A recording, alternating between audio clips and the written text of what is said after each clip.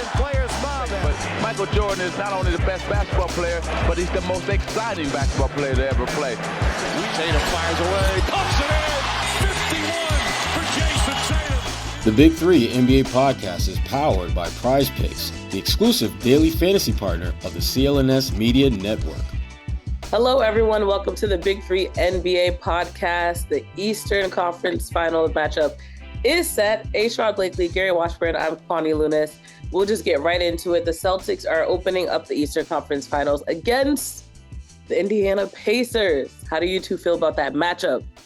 I'm mad it's not the Knicks, to be honest, but you're not alone. A lot of people are mad that it's not the Knicks. The Celtics are mad that it's not the Knicks because the Knicks would have been easy. That would have been easy work, light work. Knicks, that team was they were running on E, and Indiana just put them out the misery with injuries and just they had a great season. But Indiana is an interesting opponent. It's a team that the Celtics are very familiar with.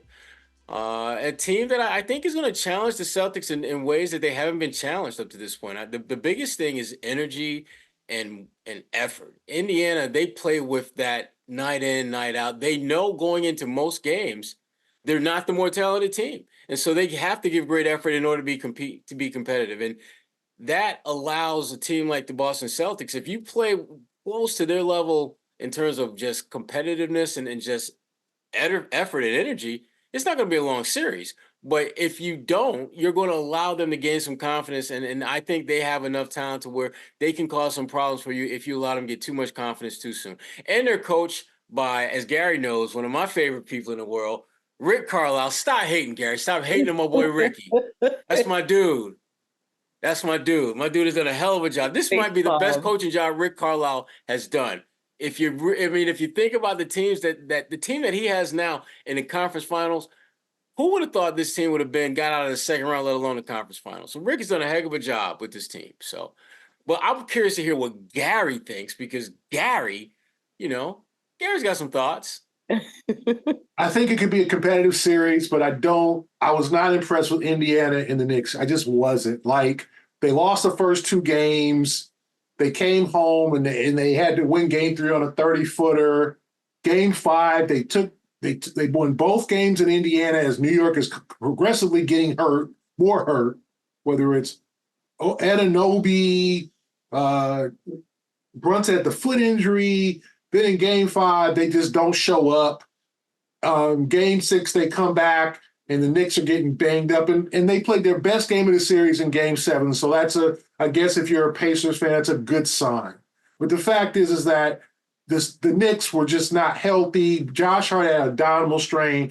Anunoby should never have been on the court for game 7. That was sad to see him hopping around trying to play minutes on a hamstring. You don't get over a hamstring in a damn week.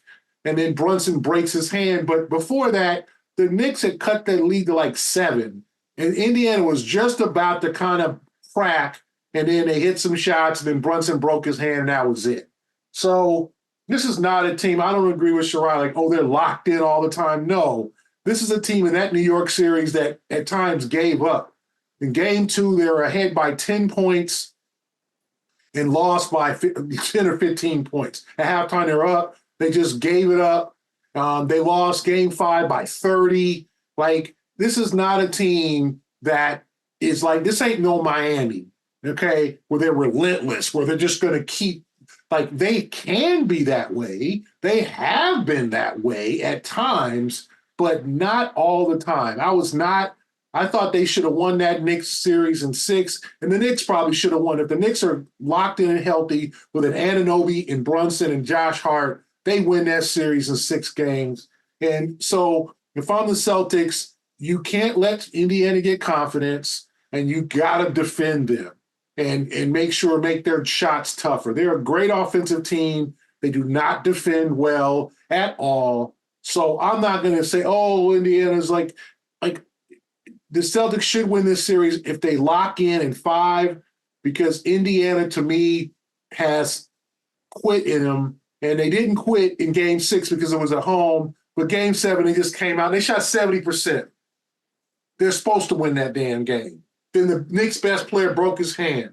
It was, to me, I just saw stretches in that series where they played like chumps, and they could have fought. And what they do? They won every home game, and then they got hot in the game 7. I'm not ripping them, but look at what Minnesota did. Minnesota won 3 games in Denver. They played with some heart. Now, Denver got them back in Minnesota and all that, and because Denver's a great team, but I felt like the Knicks were in control of the series pretty much until the middle of game 6 or early game 6. Then they just started to get tired. The Celtics got depth. They're not going to get tired. They're coming off 6 days off. They're not going to get tired. So I think if the Celtics do what they're supposed to do, this should be an easy series. Let's talk Theory, about Gary. There is a problem with your theory, okay? And I'm going to tell you what that problem is. We're talking about the Boston freaking Celtics. Don't act as if this team, when they show up, they actually show up. They are the better team on paper. They're the better team on the court. But you know better as well as I do that the Celtics have a tendency to act as if they're bored with the opponent, as if they've got to basically put their thumb on a scale of balance and almost play down. They don't almost do. Play down to the level of their competition. And Indiana, say what you want about them. We've seen them get hot. We've seen them absolutely just kill it. We saw it in game 7. Now, am I expecting them to do that? No, but I do know that if the Celtics allow themselves to get bored with the process, which they are prone to do, if they don't defend, which we've seen stretches where they don't do that, and if they do those things that allow Indiana to get confidence, this can be more of a series than it should be. I agree with you. This thing should be over in 4 or 5 games. They should not have any trouble with Indiana. But knowing how this team plays against teams that are not at full strength or teams that just aren't as talented as they are, they have a tendency to allow those teams to give a little bit more confidence than they should. Miami Heat series should have been a sweep. The series after that should have been a sweep, but it wasn't. And why? Because they had stretches where they allowed that team to get confidence, and those teams, to their credit, take advantage of that. You point out Indiana beat up on a bad, banged-up Knicks team, and you're right, they did. But here's the thing. They had to take advantage of the advantage in order to move on to the next round. They could have easily said, well, the Knicks aren't playing great, so we're just going to be average. And average still might have been enough for them to win. But the bottom line is they made all the plays happen that they needed to make happen in order to move on to the next round. And the same thing applied again in the Milwaukee series. Again, they've won every series up to this point where a significant key player on the opponent either missed the entire series or missed significant portions of the series. This is Sherrod Blakely with the Big 3 NBA podcast, and I wanted to talk to you about Prize Picks, America's #1 fantasy sports app with more than 3 million members. It is the easiest and most exciting way to get in on the action while you watch your favorite sports teams and players compete. You just pick more or less on 2 or more player stats and watch the winnings roll in. Get in now on the playoff action and win up to 100 times your money on Prize Picks as you and the world's best players take the game to a new level during basketball's postseason. You can now win up to 100 times your money on Prize Picks with as little as 4 correct picks. Yes, just 4 picks can multiply your money big time. You can turn that $10 investment into a $1,000 win with basketball, hockey, and other sports entries today on Prize Picks, America's #1 fantasy sports app. As a longtime fantasy league player myself, Prize Picks is the perfect what's next to satisfy my fantasy league itch. You want into? Here's what you have to do. First, you got to go to prizepicks.com/CLNS and use the code CLNS for a first deposit match up to $100. That's right, prizepicks.com/CLNS. Use the code CLNS for a first deposit match of up to $100. So, that being said, you get a chance to pick more, you can pick less. It's that easy. They beat Milwaukee without Giannis. Like, I'm not saying whoop-de-doo. And Dame missed 2 of the games. Like, right. I'm not saying Indiana's trash. What I'm saying is they don't always lock in and concentrate. I'm saying that there's games that they did not. Way. Yeah, but the Celtics are 8-2. If you look at the rest of the playoffs, Sherrod, every team is. Denver lost 3 home games. Minnesota lost 2 games at home. There was no. Oklahoma City just lost in 6. Like, there is no perfect team this year. There is no, like, you're saying, okay, the Celtics should have swept both series. That's asking a lot. Like I just said, good research. And I mentioned this before. The 08 team, the team that everybody loves, was 16-10 in the playoffs. They lost 10 playoff games. Like, the Celtics have lost 2. They lost when Miami had a crazy great shooting night, and they lost 1 game, which a clunker. So out of the 10, I'm not going to say that game 2 against Miami was a clunker. I'm saying they didn't play good defense. And Miami did what they never did in the rest of the series, was hit shots. Cleveland was, the Celtics won at Cleveland with Mitchell scoring 33 points, and then they won game 4 and game 5 when Cleveland was a better defensive team with Mitchell off the floor. And I'm not saying that they were a better team with Mitchell, but defensively they were better. So to me, every team has its flaws. I'm not going to rip the Celtics like as much. They went 8. Remember last year, they went 6 against the Hawks and 7 against the Sixers to get to this point. This team did it in 10 games, 4-1, 4-1. So, okay, everybody's hurt. New York's hurt. Like, everybody, they couldn't help who they played.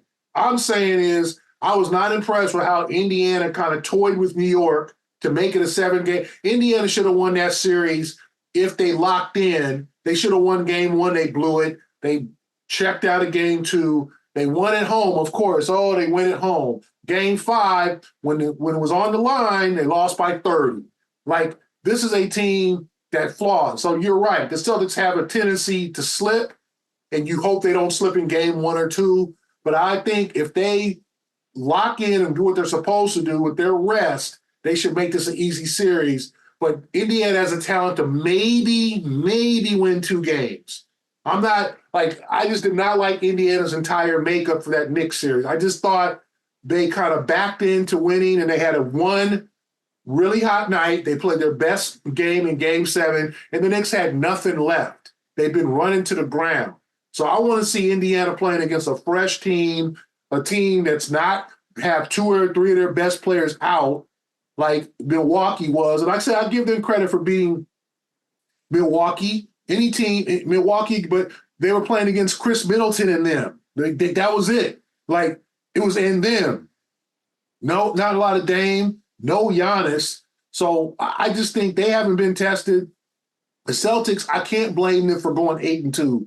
I'm just not gonna, they should have blown out. They should have swept both series. Like, how many playoff they should have swept both series. How many playoff teams do that? How many championship teams go through 16-0 or 16-2? It's just not a lot. Like, it just isn't. Like, every team, I said, the damn 08 team lost 10 playoff games. Like, like all these teams that we put on a pedestal, you lose. Some team comes out and gives you a 7-game series.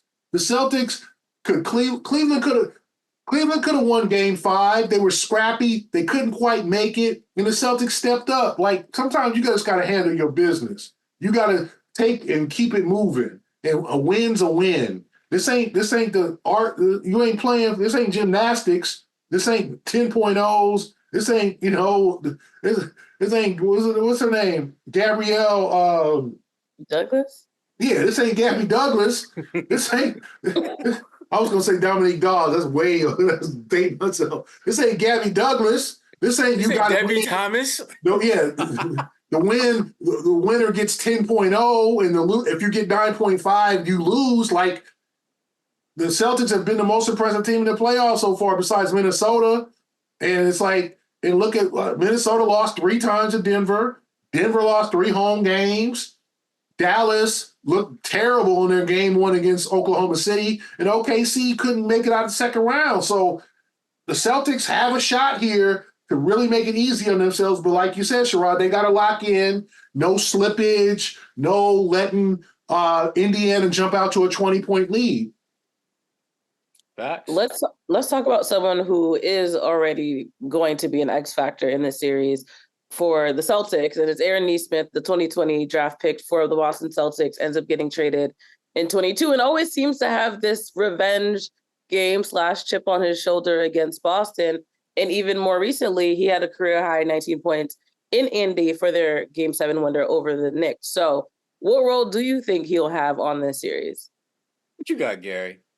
I think Nesmith is going to, obviously, as he does, always play with his hair on fire, play with a chip on his shoulder. He's going to try to, give Tatum or Brown his toughest defensive efforts. Like, I understand that. Like, Nesmith is a guy that concerns me if I'm the Celtics because he can get hot from three, and he does play with a chip and edge, and he's probably their best defender. And so, I mean, if you include Miles Turner, but Miles Turner is a rim protector, but not always a great defender, especially when he's away from the basket. So Nesmith's a guy I'd be concerned with. There's two guys I'd be concerned with, and that is Nesmith, and that is T.J. McConnell, who can just give you fits with his peskiness. So, but I definitely like Nesmith. I like the man, the player he's turned into. And I know he's going to have a chip on his shoulder. He's still upset about getting traded and all that. I don't know what the Celtics, they're trying to get Malcolm Brogdon. They're trying to win the chip. Nesmith did not show a lot. He played really hard in his 2 years with the Celtics. And he played like, he played, like he wanted to be a good player, but he could never consistent knockdown shots. He made a lot of mistakes. He probably came out, and we could talk about it. He probably came out a tad bit too early, and the Celtics didn't have time for okay, we're going to develop you more. I mean, if they did, he would be a good piece for them. But they didn't have that time. They was trying to win the chip, and Nesmith hadn't shown a great deal, and now he has. So I give him credit. I voted. He had my vote not for first, I think third place for most improved, because I think he's taken a major step forward. So I do think he'll be a factor in this series. But the Celtics have to account for him like they got to account for Turner, Haliburton, Siakam, all those other guys, because they do have offensive weapons. My concern about Nesmith is what I spoke about earlier about boredom. He's a guy, when you talk about their weapons, you talk about Haliburton, you talk about Turner, you talk about Pascal Siakam, you start going down, and Nesmith is T.J. McConnell. Most of those guys, if not all of them, are ahead of him in terms of your scouting report. But the thing that he showed, I thought, throughout that Knicks series is that he's understanding much more where he can be impactful offensively, because his defense is it's going to be there. He's going to play hard. He's learned how to play smarter, not just harder. But offensively, he's much better at picking his spots. I thought in the Knicks series, there were multiple occasions where he turned down the three-point shot, took 2 or 3 dribbles in for a mid-range jump shot. The Celtics have to make defending him not necessarily a number one priority, but don't disrespect him. Don't treat him as if, he's Aaron Gordon, a guy that can't make shots, or Josh Hart, a guy that can't make shots. Because you know what happened in both of those cases. Those guys make 1 or 2, and next thing you know, you got a problem on your hand. Their fifth option is lighting you up. They need to give that man the respect that he deserves and treat him as if he is an NBA player that can make shots. If they do that, they're not going to have much of a problem with him, because if he's shooting a bunch of contested shots, that's what you want, because he's not a good shooter in that regard. But if you're going to leave him wide open, he's going to remind everyone why he was a lottery pick and why he was a first-round pick, why he was one of the best shooters in his draft. You don't leave guys who can make shots open. And I worry about the Celtics not having the right mindset and frame of mind on guys like Nesmith.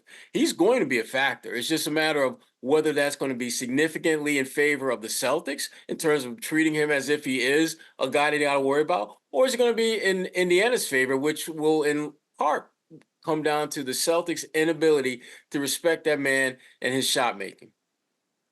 Don't sleep on Nesmith.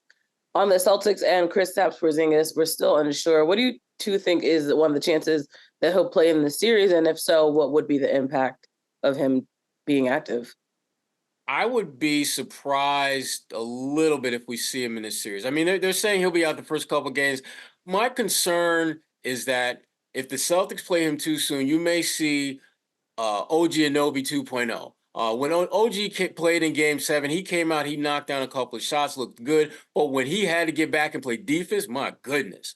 I felt good, even with my gimpy leg in a boot, that I could score on OG when he was defending, because he just couldn't move. He just could not move, and he's too good a player. And this league has too many good players where you can have that big a defensive liability. And the Knicks did the right thing and just yanking him early because he wasn't going to help them.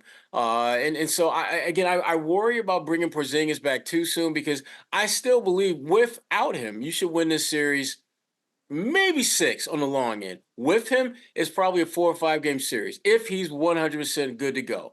I'd much rather like to see him held out until maybe the end of this series. If it goes 6 or 7 games, maybe you throw him out there for a few minutes then. But I would ideally like to see him held out to the NBA Finals because I think that's where you're really going to need his value as someone who can help space the floor and give you another body from a defensive interior presence. Hey everyone, this is Kwani Lunis from the Big 3 NBA podcast. As you know, we are very excited to see where the Celtics end up throughout this playoff round. And of course, as a result, it's always cool to attend games when you're following along with your favorite teams. Game Time is an authorized ticket marketplace of the NBA, which makes getting playoff tickets even faster and easier.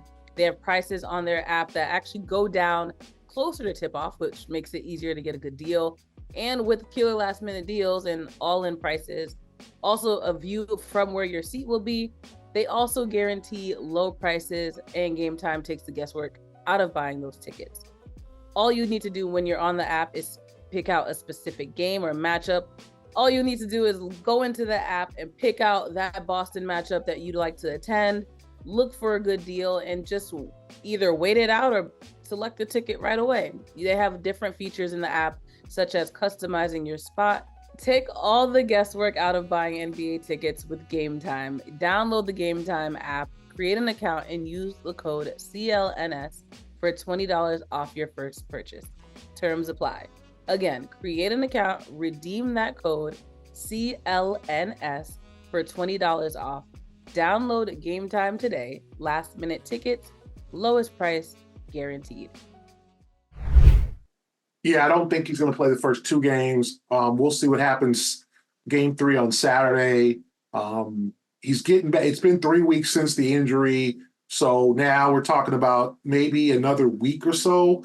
And I think if he's healthy enough to play, to give him some reps and get him back in basketball shape, you play him this series. You might not play him 35, 40 minutes. You might play him 22 minutes, or you might give him a stint here and there, but you make him a presence if he's ready to go. You don't throw him out there too early. I think they should be fine in this series without him, but the bigs are going to have to step up. You know, Siakam's a problem at the 3-4 position. Miles Turner's a rim protector. Isaiah Jackson had a really good series against the New York Knicks. He's a guy who didn't play much this year in terms against the Celtics. You didn't see a lot of Isaiah Jackson, but he had moments against the Knicks. So the Celtics are going to need to bring their lunch pail to this series. Rebound, play sound defense. Indiana is not a good defensive team, so the Celtics should be able to score. But what you don't want, what Indiana does want, is they want to win every game in this series 135, 125. They want to wear you down, hit some threes late, and beat you by 8, 9, 10 points because they're going to shoot 56% and you're going to shoot 51%, but they're just going to make more shots. So you don't want a shootout. You don't want to, the Celtics are capable of winning the shootout, but their most impressive win over Indiana this year was that 118-101 win in Indiana, where they shut Indiana down. They defended Indiana well, and they pulled away easily. And they obviously could talk about the 55-point win at the Garden, but Haliburton didn't play in that game. So I think the Celtics should look at that 118-101 game as a blueprint. In the last game with Siakam, where I think they won by 6, which I think was kind of a struggle here and there. But I think the Celtics should just rest Porzingis until he's ready, not, I think I can get out there and do something. No, ready. And then play him if he's ready, not any time before. And finally, when we look at this matchup overall, one that stands out is the kind of what you touched upon earlier, Sherrod, the coaching matchup, Rick Carlisle versus Joe Mazzulla. What do you think are the blind spots for each of those coaches in this series? Well, the thing about Rick is that he's really good at just building a system that works with the talent that he has in hand. I mean, when he had teams that weren't that proficient in terms of scoring the ball, he made them a very defensive-oriented squad. The team he has in Indiana now, they're not very good defensively. So what has he done? He's leaned into the ability to score and really make their imprint at that end of the floor. But the blind spot, I think that he probably has in this series is I think the Celtics bench. I think those guys are the just collective X factor that I think Rick might not be given the kind of attention to, because his focus is going to be on Tatum, obviously, and Jalen, and those guys. But I look at guys like Luke Cornett and Xavier Tillman and Peyton Pritchard and Sam Hauser. I look at those guys as being potential difference makers in this series because they are going to have opportunities to get hot. Tatum is going to score regardless of who he's playing. But when you put Sam Hauser and Peyton Pritchard and those guys in a situation where they're playing defensively challenged players, they have the potential to be even better offensively than they normally are. And conversely, because they are in a culture that is rooted more on defense than their opponent, they're going to play a little bit harder at that end of the floor than, let's say, most of the Pacers players. And so I think that's Rick's blind spot. As far as Joe is concerned, I worry about game two. I expect the Celtics to win game one, but I worry about game two because Joe has shown an inability to adjust from winning game one to game two. And it's kind of mind-blowing when you think about it, because the playoffs have historically been all about adjustments. What is a coach going to do from one game to the next, regardless of whether they win or lose? And that latter point, regardless of whether they win or lose, that's where Joe gets in trouble. It seems that when he has a plan that works effectively in game one, he decides to just roll that out there with no real significant or even minimal adjustments in game two. And once game two starts going in a direction that is different than game one, he doesn't seem to have the ability to redirect his squad or his game planning or his X's and O's to limit that. The Miami Heat was a perfect example of that. Miami in game one basically got that ass whipped, but they did some things that were nice at the very end, and they built off of those things going in game two. Cleveland did the same thing. Late in the game, they started going to Mobley a little bit more. What did they do start of game two? They made him more of a focal point. I worry that Joe is not going to see, if let's say they win game one convincingly, that I worry that he's going to use that time at the very end of the game where basically it's a matter of not if they'll win, but when this game is going to be over, that he's not paying attention to what's happening in that moment. He's not taking those detailed notes in that moment, because guess what? If they're doing some things at the end of the game that's working, they're probably going to try to start the next game with that. And we've seen that happen in the last two series. So that, to me, is Joe's blind spot. Hopefully, Joe has figured out that is one of his weaknesses and will address that if they win game one. And he'll figure out, just try to minimize some things the opponent, did that worked well in the latter stages. But I'm not confident he will, because I've seen it more than once, and we saw it last year. So I'm curious. I'm curious what Gary thinks on the blind spot question. Yeah, I mean, I think Carlisle's a top coach, and I think yes, he is. And he's changed his style to adjust to this team. He's usually a defensive-minded coach. If you look at his championship team in Dallas, there are a bunch of dogs who play defense, who shut down Miami to win that championship. This team is just a freewheeling offensive juggernaut, and he's changed that style.